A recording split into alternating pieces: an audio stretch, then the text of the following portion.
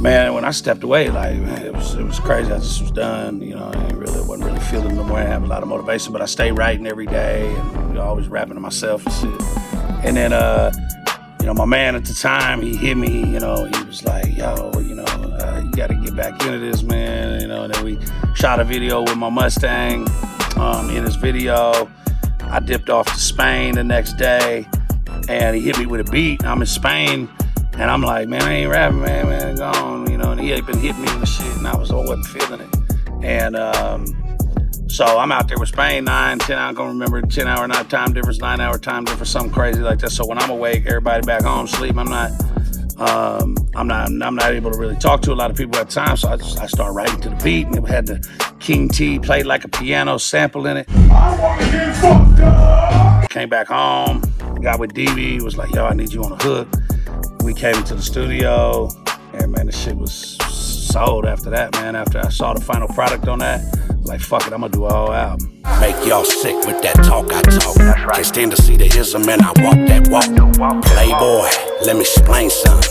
You ain't built like me, I'm a rare one. Man, me and DB had, we've been in and out of music together, either in the same circles with Misplaced, or, we used to record together, like when I was dropping projects. So I think he was on my Blues and Soul mixtape with Headstem Productions, and then All Bars, No Hooks, I put out a mixtape. And so me and DB always had that connection, just Vegas. When I called him for Players Only, it just felt right. The song sounded good. I'm like, I need DB on this.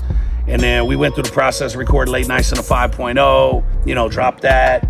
Then we just kept recording music, and then we went through the process of doing Mapper Crew together. And then, I said one day, man, we like Stockton and Malone, man. And, we kind of ran with that shit, and then he came up with the idea to flip Bananarama and call it Cruel Summer. So it kind of shaped the album name, and the album just kind of came together cohesively. There was no intention to actually make an album, because I wasn't gonna put out another album until like early 27, and keep riding Late Nights and Mappa, and the singles we had been dropping. So we kept dropping singles every month, and then we dropped Mr. Fab single.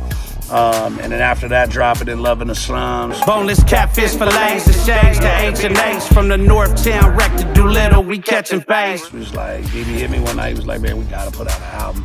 I'm like, nah, let's do an EP. He's like, man, we gotta put out a whole album.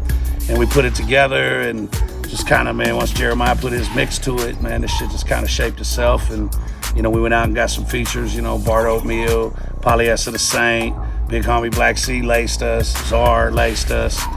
Storm Green, Danza. We had a record with Danza, and it just fit the album perfectly. So, we put that on there, man, and ended up with some heavyweight production, heavyweight features, and I love working with artists, man. And I want to work with artists from all over the country, man. A lot of up and coming artists and established artists that we trying to work with, and that time is coming.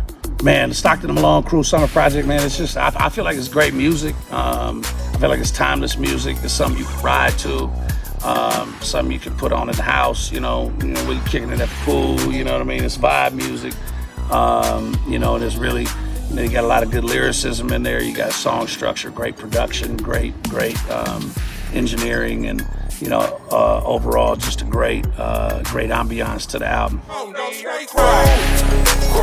Cruel summer, Stockton and Malone. We've been grinding.